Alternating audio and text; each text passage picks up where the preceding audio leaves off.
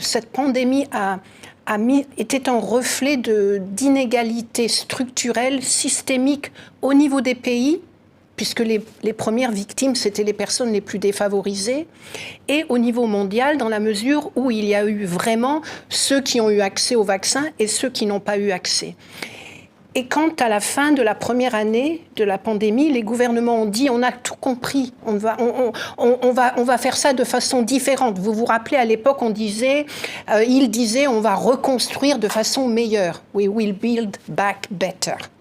Et en fait, 1 an plus tard, le bilan est exactement le même, si ce n'est pire. Ils n'ont absolument pas reconstruit de façon meilleure. Ils n'ont pas tenté de renflouer la santé publique. Ils n'ont pas tenté de mettre en place un partage équitable du vaccin et des produits. Plus que ça même, ils l'ont interdit. Les gouvernements l'ont interdit. Parlez du brevet. On parle de brevets, mais même on parle du fait qu'on a accumulé des vaccins dans les pays riches, alors que l'on ne les a pas redistribués à l'échelle mondiale. Il y a eu des initiatives au niveau de l'OMS avec... Oui, mais les initiatives de l'OMS n'ont jamais été suffisantes. Et le pauvre directeur général de l'OMS, depuis 2 ans, il n'arrête pas de dire la même chose. C'est un échec moral de la communauté internationale.